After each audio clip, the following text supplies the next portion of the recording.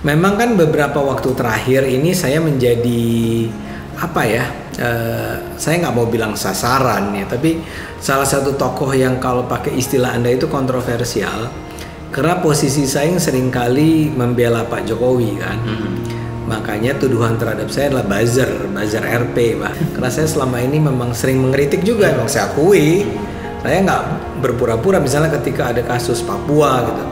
Saya nggak mau berpura-pura membela orang seperti Veronica Koman yang oleh kalangan masyarakat sipil dianggap bangladesh sebagai pejuang HAM. Buat saya sih bullshit lah, Veronica Koman tuh pengkhianat lah ya. FPI itu jadi besar karena nggak diawasi kan. Dibiarin aja dia gede kan. Tapi harus ada yang berani mengawasi Muhammadiyah, NU segala macam. Alah, ini mereka tuh kerjanya cuma malak-malakin perusahaan-perusahaan, minta duit segala macam. Ya ngomong dong, sampein dong ke publik. Alah, nggak ada gunanya, kayak gitu loh. Ya nggak tahu juga ada gunanya atau enggak, tapi kita harus sampaikan kepada publik bahwa ini terjadi.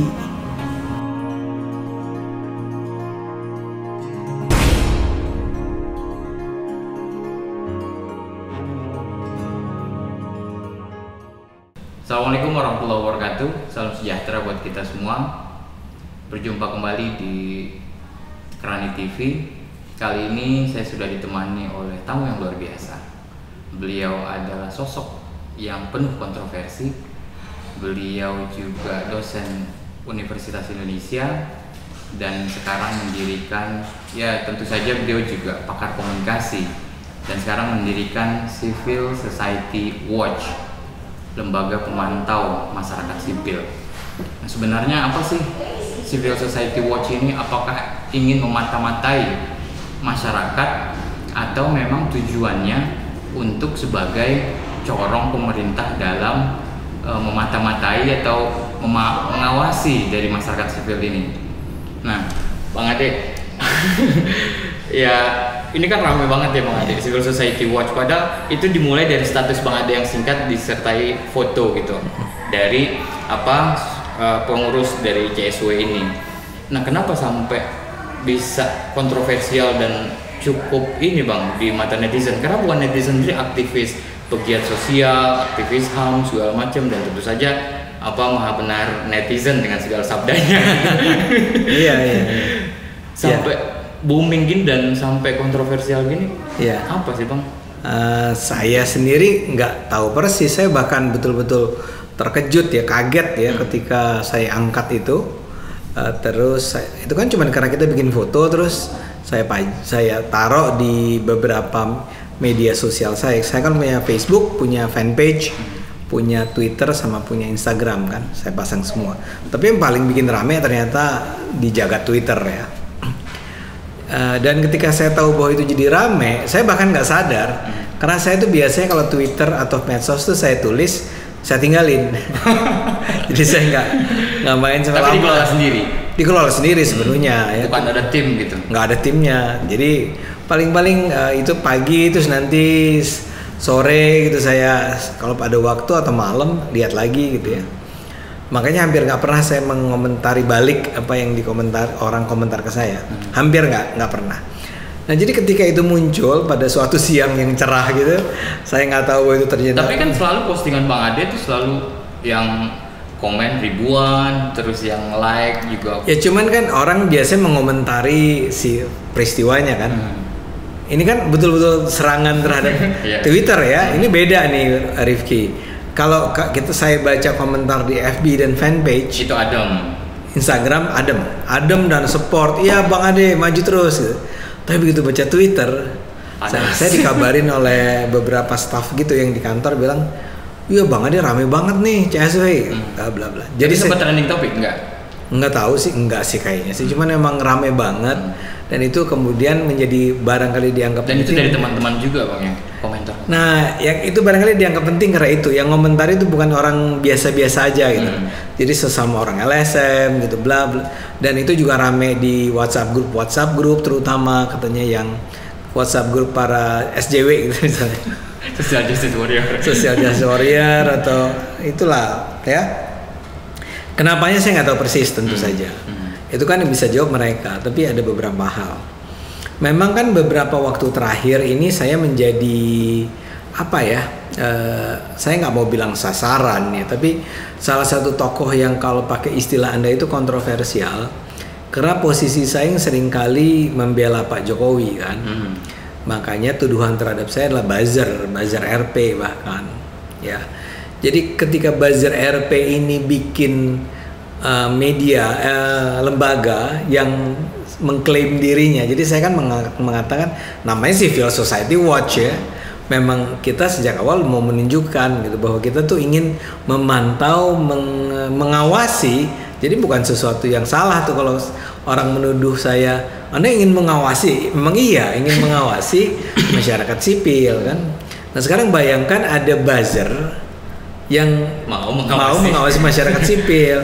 Sementara masyarakat sipil ini seperti merasa diri mereka tuh sedang ditindas oleh rezim yang otoriter yang akan kembali ke era Orde Baru ini, namanya rezim Jokowi. Jadi lengkap kali narasinya ya. Pemerintah Jokowi itu otoriter, represif, akan menindas masyarakat sipil, tapi dia nggak mau menggunakan kekuatan represif misalnya. Jadi dia menggunakan teman-teman masyarakat sipil juga, yaitu kami. Kami dalam bayangan teman-teman itu barangkali mereka membayangkan kami ini dibayar untuk melakukan itu. Jadi mengadu domba lah. Jadi diadu, daripada si masyarakat sipil berantemnya lawan pemerintah, nih berantem sama sesama masyarakat sipil. Barangkali itu loh grand narasi yang ada di kepala mereka kan. Dan itulah yang menyebabkan barangkali mereka ya karena saking sebel juga sama saya kali ya, karena saya selama ini memang sering mengkritik juga, memang saya akui saya nggak berpura-pura. Misalnya ketika ada kasus Papua gitu, saya nggak mau berpura-pura membela orang seperti Veronica Koman yang oleh kalangan masyarakat sipil dianggap barangkali sebagai pejuang HAM. Buat saya sih bullshit lah, Veronica Koman tuh pengkhianat lah ya. Kan saya tidak menutup-nutupi ketidaksukaan saya terhadap orang seperti Veronica Koman.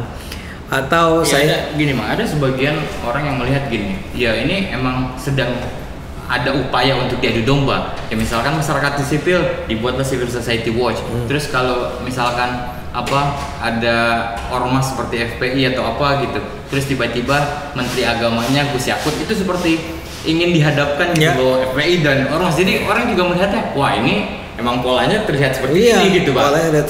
Jadi kenapa Gus Yakut? Karena Gus Yakut masyarakat sipil kan, dipasang jadi menteri. Banser. Dia pakai banser berhadapan dengan sesama masyarakat sipil. Jadi saya sih kurang lebih menduga paling tidak bahwa narasi itulah yang ada di kepala teman-teman ini. Ya. Faktanya adalah saya mata-mata enggak lah. Intel. Sebenarnya saya adalah bagian dari bukan Bakin, sekarang Badan Intelijen. Babinsa. Bin. Saya dibayar oleh Bin misalnya. Ya enggak lah ya. Kalau saya kan argumen saya dari dulu. Saya dulu pernah misalnya di zaman tahun-tahun 2000-an ketika mulai tumbuh demokrasi segala macam. Saya itu bikin lembaga Media Watch loh. Di 2001 kalau nggak salah. Iya, di Habibie Center. Ya itu nggak seramai ini, nggak seramai seperti sekarang gitu Bang. Saya mau cerita satu hal tapi tentang itu. Gara-gara saya bergabung dengan Habibie Center, nama saya dicoret dari sebuah majalah Islam. Bukan. Dari sebuah majalah masyarakat sipil. Yang ketiga itu saya menjadi salah satu dewan redaksinya. Karena saya dianggap menjadi media watch, artinya I am watching. Karena waktu itu Habibie sedang dan dianggap sebagai pelanjutnya Soeharto. Jadi nggak ada sesuatu yang baru juga dengan nasib saya ini. Jadi dari dulu saya diduga nih orangnya Habibie untuk mau watch media. Habibie waktu itu presiden ya? Presiden nggak, tapi kemudian Media Watch itu justru didirikan setelah turunnya. Kan Habibie Center tuh dibikin sesudah Habibie turun ya. Jadi karena Habibie bilang dia tetap mau menyumbang bagi demokrasi dengan mengembangkan Habibie Center. Nah saya bikin Media Watch Habibie Center. Ya. Jadi udah pernah dulu saya juga jadi pengawas media massa. Jadi dalam hal ini ya media massa kan masyarakat sipil ya. Kemudian belakangan saya bikin Marka, media ramah keluarga. Yang antaranya juga kerjanya ngeritik media massa tapi isinya bukan yang politik ya. Yang tentang acara anak-anak yang buruk dan seterusnya. Jadi sebetulnya menjadi pengawas masyarakat sipil sudah saya lakukan sejak lama. Sekarang pun ketika saya sekarang membuat ini, jadi ide saya itu sederhana. Saya tuh menganggap bahwa masyarakat sipil tuh penting dalam demokrasi. Demokrasi itu adalah sebuah sistem politik yang mengandaikan, yang mempercayai bahwa setiap warga negara itu punya kedaulatan. Bukan sekedar pengikut, tapi orang-orang yang seharusnya berpartisipasi aktif dalam kehidupan politik. Nah, warga negara yang berpartisipasi dalam kehidupan politik ini itu akan bagus kalau nggak bekerja sendiri-sendiri. Sehingga menjadi penting tuh adanya gerakan-gerakan terorganisir dari para warga yang punya kepedulian pada politik. Ya. Nah, warga-warga ini kalau dia berkumpul dalam kumpulan-kumpulan orang yang bernama misalnya LSM, NGO, ormas segala macam, itu akan menjadi sebuah kekuatan penyeimbang ya di hadapan pemerintah, di hadapan parlemen, di hadapan legislatif, dan di hadapan bisnis. Ya. State versus Nah, makanya sekarang barangkali kita nggak perlu sebut versus ya, tapi ada versus kan kayak seolah-olah selalu berhadapan-hadapan. Tapi taruhlah ada perimbangan kekuatan. Nah, jadi ada state di situ, ada modal di situ, ada civil, ada society di sana. Nah, tapi kemudian kita juga sadar kan, civil society itu nggak tunggal. Civil society itu ya karena definisi civil society adalah semua gerakan terorganisir yang bukanlah bagian dari negara, artinya bukan bagian dari pemerintah, bukan bagian dari lembaga negara, dan bukan dari bagian bisnis. Ya, itu kan dari FPI adalah luas banget cakupannya. Luas banget kan, ya. Dan saya nggak mau memang menyebut hanya NGO. Ya, NGO aja sebenarnya udah banyak. Tapi kan kita sebenarnya tahu civil society itu ada NGO, ada ada yang kita misalnya NGO internasional, ada LSM, tapi juga ada kelompok-kelompok pramuka ya, dan segala, ada ormas, ada kayak FPI itu mau disebut apa gitu kan ya. Tapi juga ada media massa, ada asosiasi-asosiasi profesional.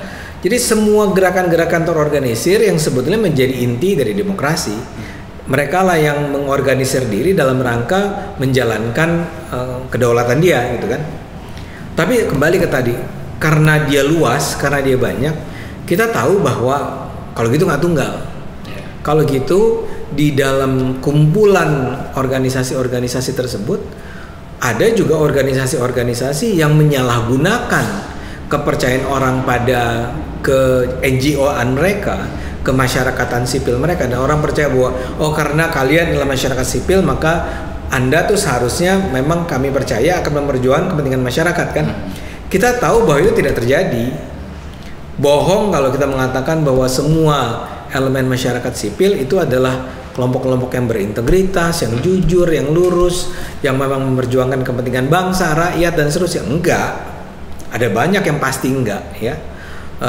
Dan itu range-nya nanti kita bisa bicarakan. Itu belum ada mekanisme kontrol atau pengawasan. Nah gini, kalau media massa kan ada Dewan Pers. Ada Dewan Pers. Tuh sejauh itu menyangkut media massa yang terdaftar di Dewan Pers, ya kan?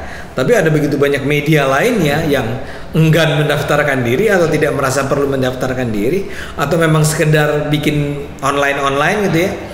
Ya mereka kan, ini selalu kritik saya terhadap Dewan Pers kan ini. Nggak bisa dong Anda bilang yang kami awasi cuma yang terdaftar. Anda seharusnya mengawasi semua. Bahwa didengar atau enggak soal lain kan. Tapi Anda tuh seharusnya mengawasi itu semua. Tapi itu media massa.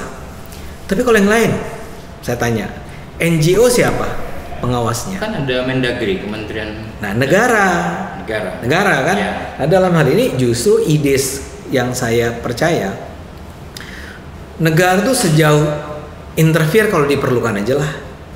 Jangan apa-apa diserahkan kepada negara.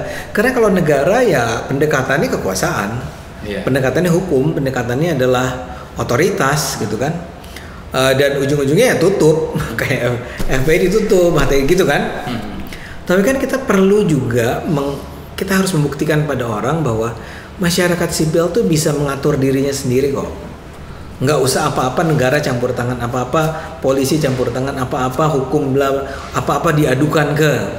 Tapi kita sendiri harus saling kritik. Ini persis kayak pers itu, ya. Pers itu sebetulnya nggak perlu. kalau bisa Dewan Pers tuh nggak usah terlalu jauh. Kalau saja anggota-anggota atau para profesional wartawan ini saling kritik kan. Ya kan kalau kita lihat ini polanya ada PWI, Persatuan Wartawan Indonesia. Jalan itu ya? muncul lagi ada AJI.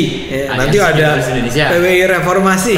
Reformasi. Ya, itu kan sebenarnya juga saling kritik. Wah, karena ada menganggap PWI apa gitu, terus tiba-tiba muncul AJI. Iya. Dan ada PWI Betul. Reformasi gitu. Kan sebetulnya intinya kenapa ada PWI? Kan untuk menjaga standar profesional kan? Iya, kode etik. Jadi kode etik mereka mengawasi para wartawan, tapi hanya yang anggota PWI. Aji juga begitu. Terus Aji sama PWI nggak akur gitu kan. Jadi poin saya adalah saling mengawasi itu sesuatu yang familiar kok, biasa kok dalam dunia masyarakat sipil. Nggak bisa dibilang yang satu lebih penting dari yang lain. Lembaga riset contohnya, ya kan kacau lembaga riset ini. Ada yang kredibel, ada yang nggak kredibel. Siapa yang bisa ngecek? Siapa yang ngecek? Siapa yang ngawasin? Siapa yang berusaha sih mereka bikin asosiasi-asosiasi. Ada dua persepi sama. Asosiasinya berantem. Ada dua. Ada lembaga penelitian nggak mau ikutan. Iya. Nggak peduli aja dia.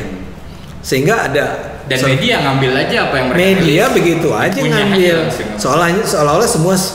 Baik saya tiba-tiba ada AHY sebagai calon presiden.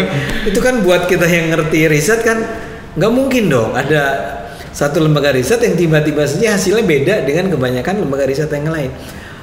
Dan ini bukan sesuatu yang harus diratapi gitu loh, bukan sesuatu yang harus waduh ini memang hancur kita semua. Enggak, kita memperbaiki diri masyarakat sipil. LSM mengkritik LSM yang lain ya. NGO mengkritik NGO yang lain, ormas mengkritik ormas yang lain.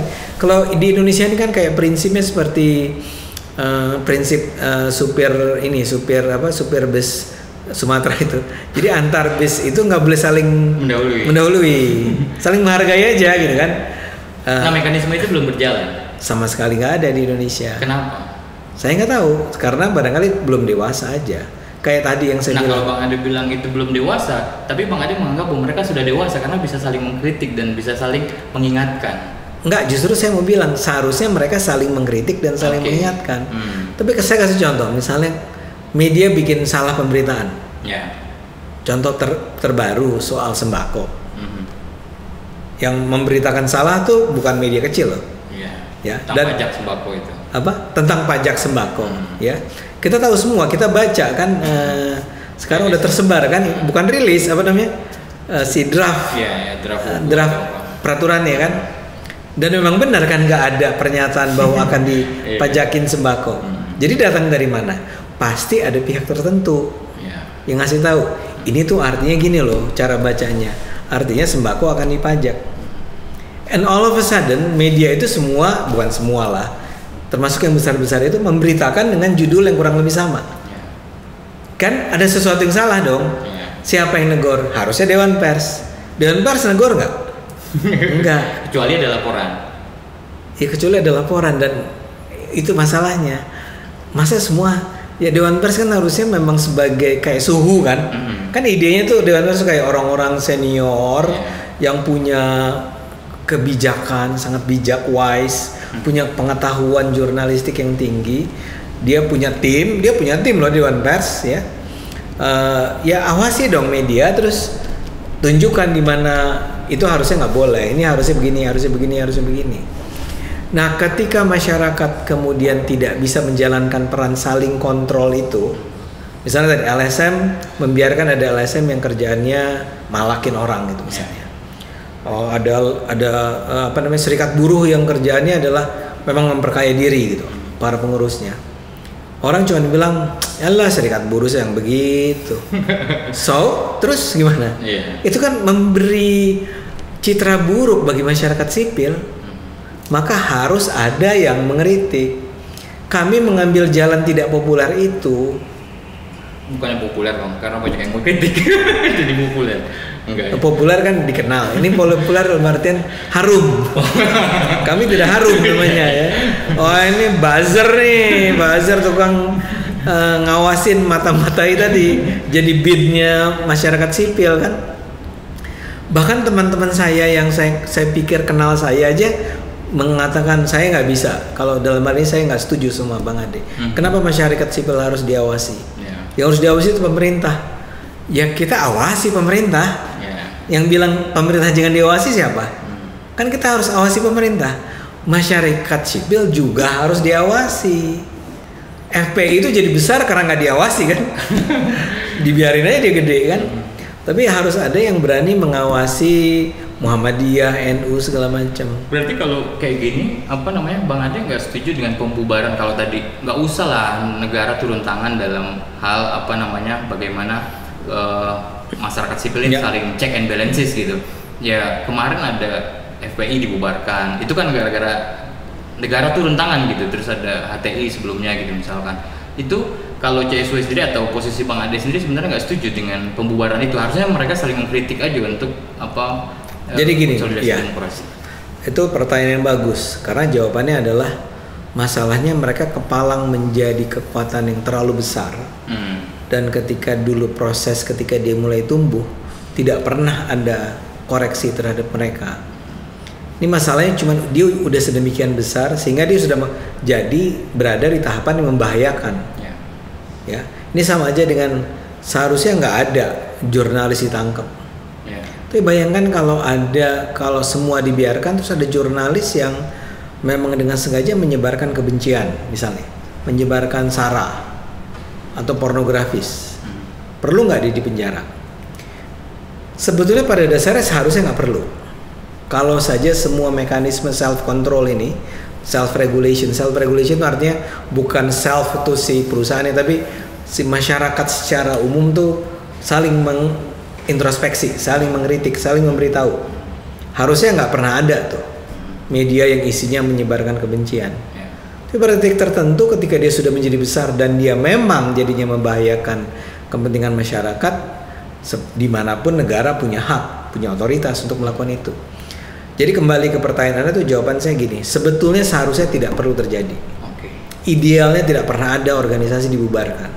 Idealnya tidak ada wartawan ditangkap. Idealnya tidak ada aktivis yang ditangkap, ya. Tapi itu kemudian punya syarat, ya. Saya akan mengatakan bahwa hak asasi tidak pernah bersifat absolut. Hak asasi selalu ada limitasinya. Salah satu limitasinya adalah ketika dia sudah membahayakan kepentingan umum, dia sudah membahayakan ketertiban dan seterusnya. Ketika itulah dia bisa dikenakan hukuman pidana misalnya, ya. Nah justru kita kepengennya sih dengan adanya Civil Society Watch ini, kita mulai membiasakan diri untuk tadi introspeksi tadi atau saling kritik itu, mengingatkan teman-teman yang harusnya Anda nggak melakukan itu. Ya misalnya saja itu terentang dari soal misalnya di CSW itu kita bikin laporan tentang LSM yang menyebarkan kampanye jangan pakai galon isi ulang gitu kan, ya. Nggak ada politiknya itu. Kita cuma jadi khawatir atau curiga kenapa dia mengkampanyekan sesuatu padahal galon isi ulang itu menurut BPOM, Badan POM, itu adalah sah, baik, nggak apa-apa, bahkan barangkali baik buat lingkungan. Tapi juga sampai ke misalnya RRI yang menyiarkan khotbah-khotbah yang isinya mengkafir-kafirkan orang. Tapi juga ketika misalnya LBH mengecam pemerintah karena menamai KKB di Papua itu sebagai teroris. Menurut saya sih, ya kenapa kalian nggak setuju? Itu kan betul-betul si KKB ini memang membahayakan, memang menteror masyarakat sipil. Nah setelah itu kalau Anda bilang, tapi kita boleh nggak setuju dong? Ya Anda boleh bilang, enggak, saya tetap menganggap bahwa galon isi ulang itu berbahaya. Well, that's your hak juga gitu ya. Hak Anda sepenuhnya untuk mengatakan itu. Kami ingin mengingatkan bahwa itu seharusnya tidak dilakukan. Itu seharusnya adalah sesuatu yang Anda harus juga punya etik. Kalau udah jelas-jelas itu baik, nggak dikatakan buruk, jangan ngotot dong bilang itu buruk. Anda nggak punya bukti kok bahwa itu buruk, misalnya gitu. Nah tapi sekarang Anda akan mengatakan atau sebagian yang mengatakan, tapi kan civil society itu luas banget. Iya. Anda mau kalau dilihat dari Bang Ade sebelumnya Media Watch terus juga Marka kan itu lebih ke media. Nah sekarang lebih tinggi lagi, lebih luas lagi. Karena ternyata masalahnya lebih luas lagi. Tapi gini, media massa pada dasarnya seharusnya udah lebih baik karena adanya tadi Dewan Pers atau adanya AJI dan seterusnya. Itu pun atau KPI mestinya. Cuman ya kita tahu semua bahwa ternyata enggak kan. Ternyata enggak se-ekspektasi kita, seringkali kita kecewa dengan apa yang mereka lakukan. Ya sebagai mantan komisioner KPI kan, Komisi Penyiaran Indonesia, Bang Ade kecewa atau waktu Bang Ade sendiri duduk di KPI, Bang Ade melakukan apa untuk ini gitu? Ya karena kan Bang Ade. Oh iya, saya kan kalau mau agak GR gitu ya. Saya akan bilang saya tidak terpilih lagi menjadi anggota KPI di periode kedua. Karena saya kalah tuh untuk terpilih untuk jadi periode kedua itu karena saya duga karena saya terlalu keras sama si media massanya. Jadi si KPI-nya diisi oleh orang-orang yang hanya orang-orang yang bisa berkompromi lah sama media massa. Tapi kan kita nggak bicara itu ya, karena itu lembaga negara. Tapi yang saya mau bilang adalah iya, di situ ada persoalan media massa, ada persoalan LSM, ada ormas dan seterusnya. Jadi idenya sebenarnya yang paling ideal adalah di masing-masing wilayah itu, misalnya di LSM. Anda heran nggak bahwa sampai sekarang nggak ada asosiasinya? Iya kan? Mengherankan kan? Harusnya ada asosiasi dong. Iya, Orkado Etik NGO gitu misalnya apa gitu. Kalau Anda menerima dana dari funding gitu, itu harus dinyatakan nggak gitu kan? Ini sama dengan kode etiknya lembaga riset. Kalau Anda menyampaikan sesuatu yang sebenarnya dipesan oleh funding tertentu atau penyandang dana tertentu, itu harus dicantumkan, dinyatakan ya, kecuali Anda melakukannya karena memang dana Anda sendiri misalnya gitu kan. Nah terkait CSW sendiri Bang, dananya ada dari pemerintah atau sama sekali nggak ada ya? Aduh, kaya raya dong kita. Nggak, kita sama sekali nggak ada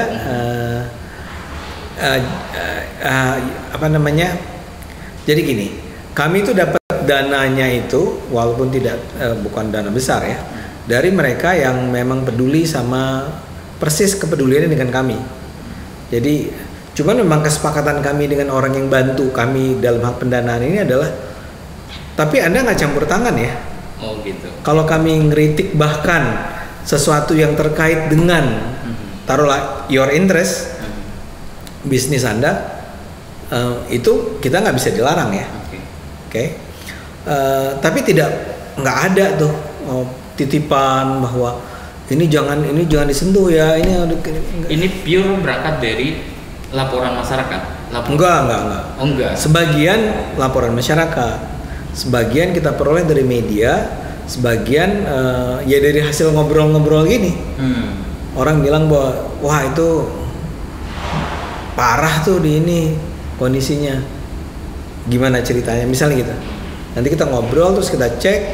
Yang salah satu yang penting lah ada verifikasi ya, ada cek kalau itu cukup kuat kita tampilin atau kita publikasikan. Tapi sebenarnya lembaga semacam ini sudah ada presidennya belum Bang di negara-negara demokrasi? Ya katakanlah yang sudah terkonsolidasi demokrasi. Ada, tapi tidak spesifik kayak tadi. Misalnya ada yang saya tahu ya Media Watch ya. Tapi misalnya ada nggak pengawas terhadap lembaga-lembaga yang memperjuangkan lingkungan hidup? Saya rasa enggak. Barangkali karena kondisi terutama di negara-negara yang demokrasi sudah terkonsolidasi itu biasanya kan negara-negara yang industrinya juga lebih maju ya. Kesadaran politik lebih tinggi ya. Pelanggaran etik itu enggak seperti kita kali ya. Tapi Amerika kan gitu tahu sendiri dong belakangan ini gitu. Ya, saya nggak tahu NGO-nya tuh kayak seperti apa. Ya mungkin nggak tahu, iya sih betul. Tapi kalau Anda bilang berarti kita betul-betul nggak punya model gitu loh. Iya, role modelnya nggak ada. Nggak ada. Ini semacam ngarang aja. Semacam membuat role model jangan-jangan. Belum, iya mak. Kalau jadi role model bagus banget kan. Tapi kan gini. Saya tuh tipe orang yang Anda barangkali dari dulu pun sudah kenal, nggak suka ngomel aja without doing anything. Ya, saya tahu itu. Iya kan? Kamu nggak suka sama tumbuhnya radikalisme, ya do something dong. Mungkin nggak berhasil, mungkin nggak ada yang dengar, tapi lakukan sesuatu, protes atau bikin ya podcast, mau bikin online, mau bikin meme, do something, kan gitu. Sekarang kita melihat gimana masyarakat sipil ini, ya misalnya ada yang cerita tentang alah ini mereka tuh kerjanya cuma malak-malakin perusahaan-perusahaan, minta duit segala macam. Ya ngomong dong, sampein dong ke publik. Alah nggak ada gunanya, kayak gitu loh. Ya nggak tahu juga ada gunanya atau enggak, tapi kita harus sampaikan kepada publik bahwa ini terjadi, ya. Dan yang menarik tuh gini, Rif. Ini kan yang saya rekrut nih hampir semua adalah part-timer. Yang ada fotonya itu. Itu orang-orang yang punya kerjaan lain dan kan umur-umur milenial ya. Milenial yang merasa bahwa iya emang bener sih. Emang kita harus lakukan sesuatu nih. Yuk gitu loh. Ini menarik foto itu, Bang. Itu kenapa pada pakai baju putih itu kayak mengindikasikan bahwa ini adalah Jokowi banget, Bang. Memang kami mendukung Jokowi. Melawan masyarakat sipil. Enggak itu nggak sengaja banget. Jadi ketika kita mau bikin foto kan mencari sesuatu yang bisa menyeragamkan kita kan. Ternyata hampir semua itu punya baju putih. Jadi bukan mau menampilkan simbol tertentu gitu. Bersih gitu. Enggak. Coba misalnya punya baju hitam enggak? Lebih susah. Enggak punya. Baju putih punya enggak? Punya bekas. Kemarin gue pakai di ini. Akhirnya dapat semua. Ada yang beli baru sih. Tapi hampir semua punya baju putih. Kalau batik tuh kan bisa beragam ya. Batik yang ini, batik yang itu. Kalau putih kan kayak aman aja. Nggak ada kelihatan yang satu lebih kaya dari yang lain, nggak ada yang lebih putih dari yang putih yang lain. Kalau lihat dari pose fotonya juga yang tua-tua di bangku gitu, Bang, terus yang muda-muda berdiri itu mana? Nggak ada. Fotografer aja. Nggak, itu karena orang tua capek minta kursi. Kalau berdiri terus kan kita orang tua kan suka sakit kaki. Ya deh dikasih kursi dulu gitu. Dan perempuan di tengah. Nah, mekanisme atau sistem kerja CSW ini gimana, Bang? Ya apakah ya tadi kan Bang Ade udah jelaskan itu sebagian dari laporan, sebagian dari ngobrol-ngobrol, sebagian dari informasi dari teman-teman segala macam. Nah, untuk verifikasi atau mengecek bahwa kejadian ini nyata, berapa lapis, Bang, untuk bisa sampai berkesimpulan oke, kita harus melakukan sesuatu? Biasanya sih kita cuma saat minta si orang yang misalnya Rifki ditugaskan menulis tentang taruhlah ICW. Ya udah, Anda sendiri yang kerjain. Tapi kalau kerjaannya berat mungkin berdua. Saling telepon-teleponan, saling ngecek gitu ya. Terus nanti di rapat berikutnya dibilang atau di WA group dibilang kayaknya nggak kuat deh datanya. Atau orang nggak ada yang mau ngomong nih. Kayak gitu-gitu. Jadi kalau pertanyaan saya berapa lapis, kita saling merasa aja ini worth it untuk dilanjutkan, ini kayaknya terlalu riskan deh karena nanti kita dituduh fitnah lagi gitu kan, atau ya ininya belum valid nih aduannya, yang ngadunya juga nggak mau ngomong, udah ditelepon ulang nggak mau ngomong kayak gitu loh. Tapi berapa kali ditelepon ulang, harus berapa lapis, nggak ada sih. Itu pakai kita feeling aja. Nah gunanya kita yang tua tuh itu. Oh kayaknya bisa nih, kayaknya belum gitu loh. Nah ya tadi kan ya Bang Ade bilang juga bahwa Dewan Pers itu cuma dari berbasis pada laporan dari masyarakat. Kalau CSW kan enggak, bisa jadi bukan cuma laporan tapi juga mencari ada kasus-kasus di mana gitu. Nah terus untuk doing something yang tadi Bang Ade sebut itu cuma pakai video itu tadi bahwa ada kasus ini dan ini salah gitu. Video dan website ya, dan siaran pers kali. Intinya adalah kita memang berhenti pada mempublikasikan. Jadi itu memang itu pertanyaan yang kita angkat di awal. Kalau misalnya kita menemukan sesuatu, kita mau memperjuangkannya nggak? Ya misalkan jalur hukum gitu. Iya, kayaknya enggak ya. Kayaknya enggak, dan nggak perlu juga ya. Karena kewajiban kita kayak kewajiban media massa kali, menyiarkan, menyampaikan kepada publik tentang hal-hal yang kita anggap membahayakan masyarakat sipil atau perilaku masyarakat sipil yang mungkin membahayakan demokrasi, membahayakan banyak orang. Nggak boleh ekspektasi, nggak boleh terlalu tinggi juga. ya bahwa kita akan menjadi advokasi isu tertentu. Kayak misalnya yang galon itu, ya kita udah nyampein dan BPOM, Badan POM udah mengontak mau ketemu gitu, mau nanya atau mau ngejelasin, ya bagus sampai situ aja. Jadi memang nggak menempuh jalur hukum untuk ini, ya karena kan bagi sebagian orang ini akan ya sebagai mata-mata. Oh iya. Ini akan ditempuh jalur hukum dan akan ya sebagai. Oh kita kan menjadi hakimnya. Ya enggak lah. Kan not worth it, nggak ada, bukan itu tujuannya. Makanya kan saya bilang ini tataran lebih ke etik.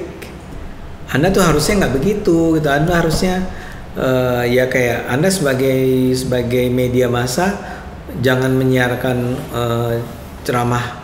Misalnya RRI Anda adalah Radio Republik Indonesia yang adalah radio publik yang dibiayai oleh publik gitu ya.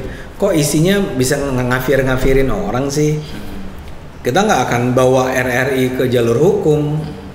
Karena bukan tugas juga CSW, itu udah bukan. Masuk di... Kita kan masyarakat sipil yang mengawasi masyarakat sipil dan kemudian bukan menghukum kan gitu ya. Nggak, maksud saya ke saluran-saluran yang sudah disediakan sama pemerintah gitu, misalkan yang lapor ke polisi dalam kasus RRI misalkan ke Dewan Pers gitu. Ya nggak usah lah. Nggak usah juga ya. nanti tuduhannya itu udah mata-matain terus ngaduin ya. Itu ada tuh di salah satu komentar di video kami kan ada kolom komentar tuh. Ada yang bilang ini mengingatkan saya pada saat saya di sekolah ada anak yang rajin banget suka cari muka sama gurunya ngelapor. Ya udah nggak apa, bukan itulah kita cuma ngasih tahu, kita tuh yang akan bilang lo jangan gitu dong, kita lagi belajar nih, jangan ribut. Bukan Pak Rifki Pak Rifki nyontek gitu, kayak gitu kita Rifki ngerokok. Kita cuma bilang lo jangan nyontek dong. Nah ini terkait itu tadi Bang, ada kalau tipe anak-anak sekolah gitu yang katakanlah tadi ada yang menyebut netizen gitu bahwa ini CSW ini kayak anak ini yang cari muka pada anak murid yang cari muka sama gurunya, ngelaporin apa aja gitu untuk mendapatkan poin tertentu gitu. Ya apakah nilai bagus ataukah apa prestasi tertentu lah dari gurunya. Nah kalau Bang Ade sendiri tipe seperti apa Bang? Kalau saya pernah ngobrolkan sama Bang Ade itu ya, kita awal kali bertemu itu mungkin 2007-2018 ya. Ya. Nah itu ya Bang Ade kalau nggak salah pernah cerita bahwa dulu waktu masih sekolah pernah dibully atau sering dibully. Nah sampai akhirnya Bang Ade udahlah nggak peduli sama bully-bully itu dan lebih percaya diri dan lebih berani untuk melakukan apapun gitu.